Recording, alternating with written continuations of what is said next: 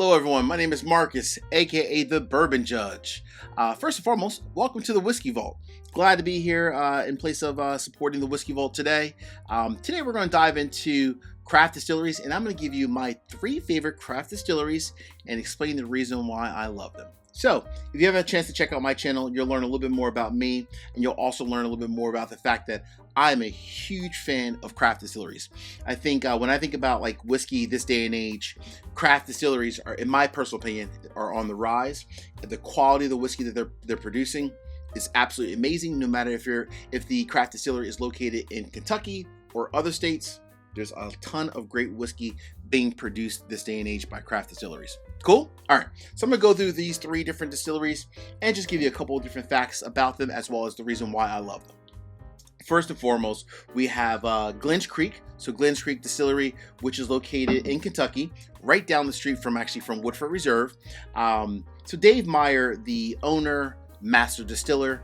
Dave, what I love about him is that number one, he is extremely authentic, super good guy, creating just fantastic whiskey. What I love about his sub products, you have this one here, which is their staple, OCD number 5.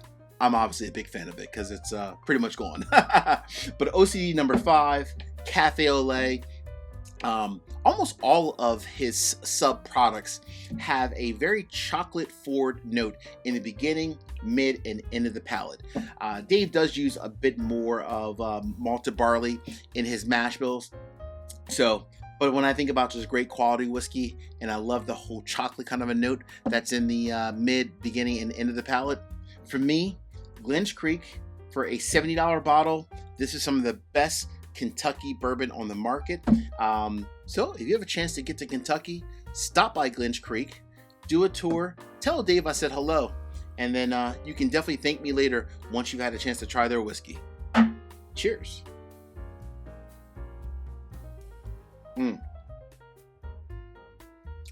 Wow. That's truly exceptional. $70 bottle. Now we're going to leave Kentucky and go down to Branch, Louisiana. So JT Milik, they've been around for about 8 or 9 years. JT Milik, they're actually producing not bourbon, but actually rice whiskey. Yes, you heard me correct. Rice whiskey. They distill it, they age it, but it's 100% rice whiskey. It's not sake, I promise you it's not. They distill it, they age it, all in new American charred oak barrels. But the unique thing about JT Milik, not only the fact that they're using 100% rice whiskey in the mash bill, is that it very much, honestly, does taste very similar to bourbon. Here's the one key difference, in my personal opinion, about JT Milik. It definitely has like your traditional bourbon notes, your caramel, your brown sugar, the oak, the leather, but you also get like a good blend of almost like a vanilla meets a maple syrup note. So a vanilla, almost like a vanilla infused maple syrup note. That to me is across the entire nose as well as the beginning, middle, and end of the palate. JT Milik is also priced very reasonable. Most of their bottles are $50, $60, sometimes single barrels are like $70, but for the most part, they're extremely affordable and above and beyond great quality whiskey. Cheers to JT Milik, and hey, cheers to some rice whiskey. Cheers.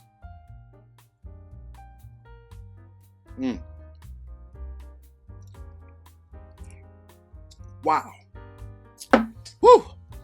Packs a punch. They say Kentucky hug, but this is a Louisiana hug. That is amazing. All right, last but not least, my good friends over at Woodenville Whiskey Company. So many of you may or may have not tried Woodenville Whiskey Company products at some point. But what I love about Woodenville Whiskey Company is the fact that they too are a craft distillery based out in the great state of Washington.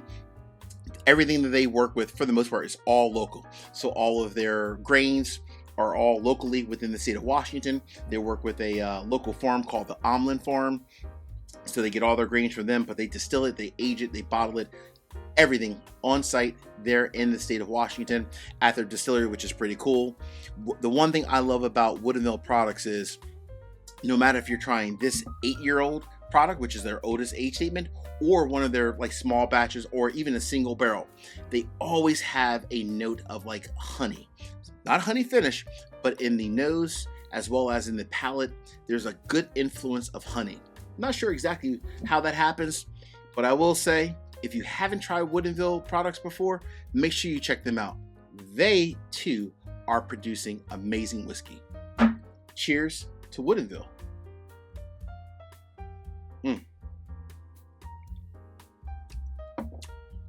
There's the honey. I love it. Oh, gosh, it's so good. Hey, if you'd like to learn a little bit more about me and my channel, go ahead and check me out. Here's the link. I'll put it right here below. But I want to say thank you first and foremost to the Whiskey Vault. I really appreciate the time, and I'm really glad to be here today with you guys. Take care. Cheers.